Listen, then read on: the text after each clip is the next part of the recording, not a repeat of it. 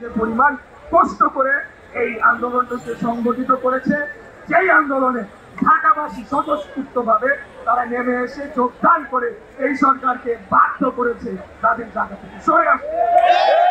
যে জনদুর্ভোগ সৃষ্টি হয়েছে, রাস্তাঘাট চলাচল সহ নগর ভবনে যে সেবা কাজ কিছুটা ব্যাহত হয়েছে, সেটার জন্য আমাদের নেতা দেশ নায়ক জনাব তারেক রহমানের পক্ষ থেকে এবং আমার পক্ষ থেকে নগরবাসীর কাছে আমি করজোড়ে ক্ষমা চেয়ে নিচ্ছি। পাশাপাশি এটাও বলে দিতে চাই, একদিন আপনারা অবশ্যই বুঝবেন কেন আমরা আজকে এই কাজটি করেছিলাম।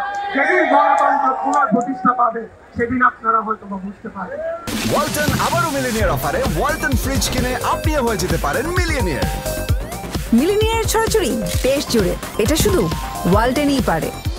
আমাদের নির্দেশনা এটাই, আমরা পর্যবেক্ষণে রাখবো সরকারকে, তারা ধানের শীষের প্রার্থীর সাথে এখন কি ধরনের কি আচরণ করে সেটি দেখার বিষয় রয়েছে।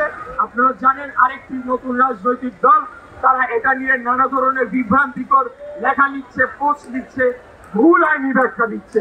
কিন্তু আমরা বিশ্বাস রাখি প্রফেসর ডক্টর মোহাম্মদ ইউনূস, মাননীয় প্রধান উপদেষ্টা, বাংলাদেশ সরকারের মাননীয় প্রধান উপদেষ্টা, ওনার সর্বজন শ্রদ্ধেয় ব্যক্তি, ওনাকে আমরা সবাই শ্রদ্ধা করি। আমার নেতা দেশ নায়ক জনাব তারেক রহমান বিশেষত আমাকে বলে দিয়েছেন তুমি ওনার কথা বলবে। ওনাকে শ্রদ্ধা জানিয়ে আমরা বলতে চাই, আপনার আশেপাশে এই যে কুলাঙ্গাররা রয়েছে এবং তাদেরকে আপনি অপসারণ করে একটি পূর্ণাঙ্গভাবে একটা নিরপেক্ষ অন্তর্বর্তীকালীন সরকার গঠন করেন, যার অধীনে নির্বাচন হবে এবং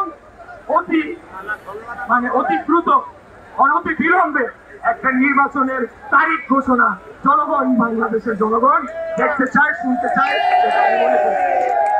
আপনাদের প্রতি পরবর্তী নির্দেশনা আসবে। আজকের বিজয় যদি সরকার ঠিক মতো বাস্তবায়ন করে, আমি কিচ্ছু হই নাই, মেয়র হয়েছেন আপনারা।